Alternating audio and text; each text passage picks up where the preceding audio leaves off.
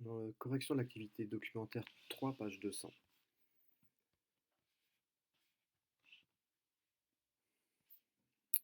Donc plusieurs choses ici. Bon, bah, vous avez normalement déjà lu les documents. Première question, exploiter les mesures ci-dessus.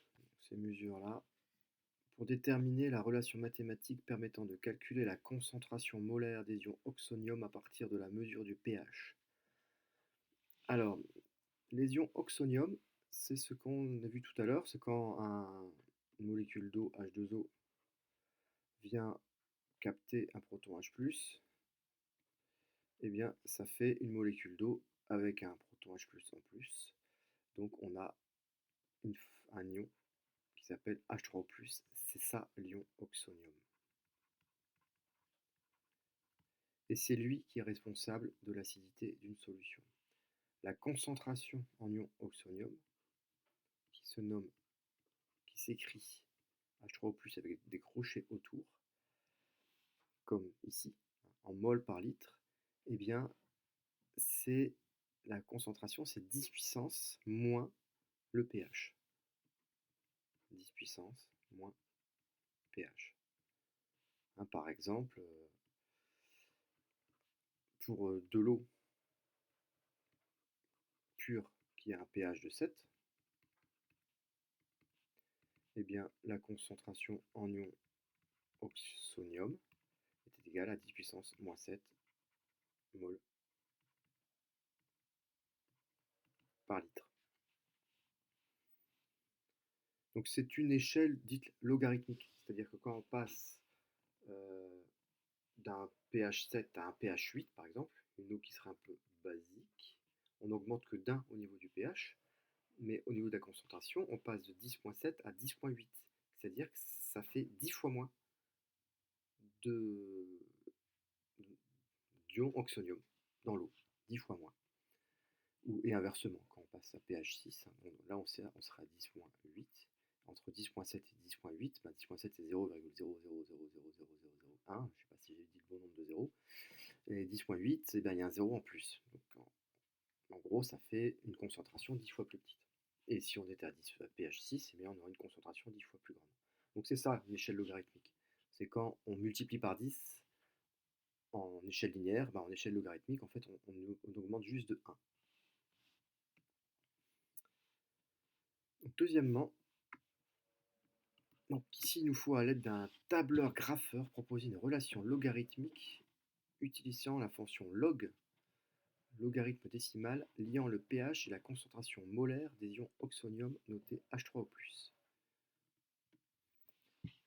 Alors ici, bon, on ne dispose pas d'un tableur grapheur si on est en salle de cours, c'est pas forcément évident, mais on peut se fier à ce qui est marqué ici. Hein, la fonction logarithme est l'inverse de la fonction 10 puissance quelque chose. Hein, ça veut dire que, en appliquant directement, hein, quand on a le pH et qu'on veut la concentration, eh bien, par exemple, si le pH est égal à 7, alors la concentration, c'est 10 puissance moins 7 mol par litre. Maintenant, si on se dit, si on a la concentration et qu'on veut le pH, comment on fait? Eh bien, en fait, logarithme de 10 puissance y, ça nous renvoie y. Hein. À l'inverse, donc ici, à l'inverse, logarithme de 10 puissance moins 7, et ben c'est égal à 7. Donc on a la formule suivante, en fait, finalement, c'est que le logarithme de la concentration en ion H3O+, est égal au pH. Donc c'est la formule inverse de cette formule-ci. Je vais mettre peut-être ça en rouge, ça peut être assez intéressant. On a une formule ici qui nous donne, à partir de la concentration ici, nous donne plutôt à partir du pH, pardon, finalement, à partir du pH ici, on obtient la concentration qui est tout ça. Et là, à partir de la concentration, on obtient le pH. Ici, si on fait logarithme de 10 moins 2, on obtient 2. Si on fait logarithme de 10 moins 4, on obtient 4. En fait, le logarithme d'un nombre entier, ça donne ce nombre entier. Logarithme de 10 moins 11, ça nous donnerait 11. Par contre, logarithme de 3,2 10 moins 8, ce n'est pas un nombre entier. Ça ne va pas nous donner un nombre entier, ça nous donne quelque chose entre 7 et 8 en fait, puisque c'est un peu plus grand que 7, donc ça nous donne 7,5. On ne peut pas deviner ici, il faut utiliser une calculatrice pour obtenir ceci. Question 3. Pour des poissons tétra-empereurs ne supportant qu'une eau de pH compris entre 5 et 7, donnez l'intervalle correspondant pour la concentration molaire des ions oxonium. Respectez les règles concernant le nombre de chiffres significatifs. Donc on a ici des règles concernant le nombre de chiffres significatifs. Donc on vous dit, avec l'imprécision des mesures, on ne peut conserver qu'une seule décimale pour toute valeur lue sur un pH mètre. Ici, donc une seule décimale, la décimale, c'est le nombre de chiffres après la virgule. Donc on écrit tout le temps l'écriture, donc le pH est tout le temps donné avec une décimale. Donc 2,0, 4,0, 7,5, 11,0. On n'aurait pas le droit de noter 12,36. On marque simplement 12,4. Donc voici la première règle. La deuxième règle, c'est que la concentration, donc la concentration c'est la deuxième ligne ici, on ne peut donner cette concentration qu'avec deux chiffres significatifs. Donc deux chiffres significatifs, c'est par exemple ici 1, 0, on a deux chiffres significatifs. 1, 0, on a deux chiffres significatifs. 3 et 2, on n'a que deux chiffres significatifs. 1, 0, on n'a que deux chiffres significatifs. Donc on va essayer de respecter cette règle pour ces petits tétra-empereurs qui ne supportent qu'une eau de pH compris entre 5 et 7. Donc on veut l'intervalle correspondant pour la concentration molaire des ions oxonium.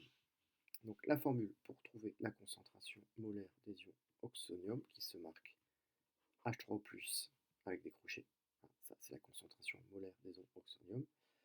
Donc la concentration molaire des ions oxonium, c'est 10 puissance moins pH. Le pH ici, c'est 5 ou 7. Donc à pH 5, c'est-à-dire que les ions oxonium doivent avoir une concentration de 10 puissance moins 5 mol par litre. Donc si on veut respecter cette écriture, j'aurais dû écrire finalement ces pH 5,0. Voilà, on a une seule décimale. Et ici, on doit donner le résultat avec deux chiffres significatifs. C'est 10 puissance moins 5, certes, mais c'est 1,0 fois 10 puissance moins 5 mol par litre. Voilà, si on veut respecter les règles d'écriture. Donc le pH doit être entre 5 et 7. Donc à pH 7, eh bien, la concentration en ion oxonium, ça sera 1,0 fois 10 puissance moins 7 mol par litre. Donc la concentration en ion oxonium doit être comprise entre, donc la plus faible concentration, c'est 1,0 10 puissance moins 7, et la plus forte concentration, c'est 1,0 fois 10 puissance moins 5 mol par litre.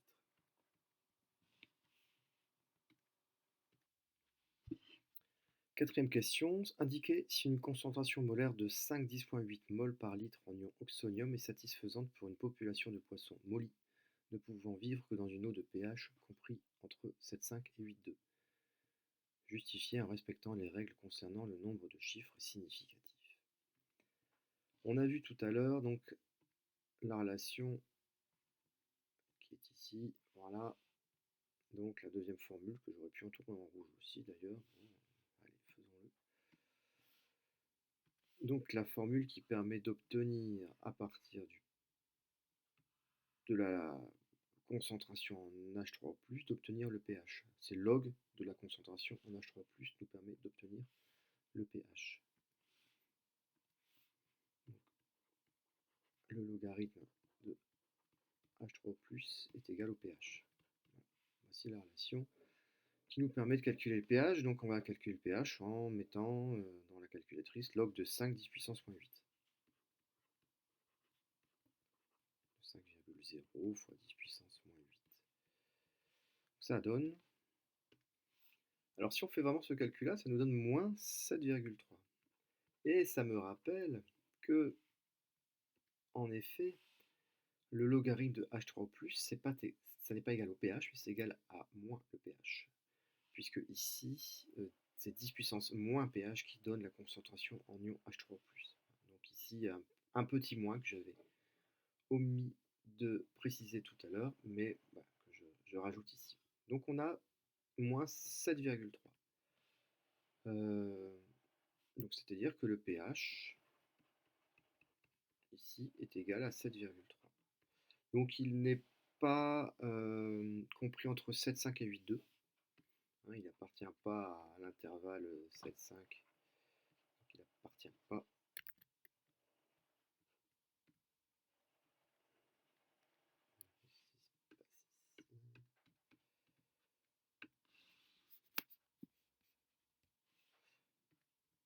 Voilà, il n'appartient pas à l'intervalle 7,5, 8,2. Conclusion, qu'est-ce qu'on demande ici? Indiquée et satisfaisante. Bah non, concentration. Alors, concentration non satisfaisante, mais concentration trop élevée ou trop faible? Alors, pour répondre à cette question, c'est pas si évident que ça. 7,3 c'est plus petit que 7,5, mais est-ce que ça veut dire qu'on a plus ou moins de H3O+? Alors, on va revenir sur ce que vous savez déjà finalement. C'est que dans l'échelle de pH, on a le pH 7 ici, on peut avoir un pH 0 ici et un pH 14. Si on est en dessous de 7, on a une solution qui va être acide. Et si on est au-dessus de 7, on a une solution qui est basique. Mais qu'est-ce que ça veut dire sur la concentration en ion oxonium? Ici, on a une concentration en ion oxonium de 10 puissance moins 7. Ici, on a une concentration en ion oxonium de 10 puissance moins 14. Donc on en a de moins en moins. La concentration est de plus en plus faible. Donc plus le chiffre est grand, plus la concentration est faible. Et ici, on a une concentration énorme en ion oxonium. Il y a beaucoup d'ion oxonium. Donc on voit que c'est en fait le pH et la concentration, c'est un peu l'inverse. Hein. Plus le chiffre du pH est grand, 7, 8, 9, 10, 11, 12, 13, 14, plus la concentration est faible. Donc ici, le pH est trop petit, ça veut dire que la concentration est trop élevée. Hein, concentration en ion oxonium trop élevée. En gros, l'eau est trop acide. Voilà, c'est terminé pour cette activité documentaire 3.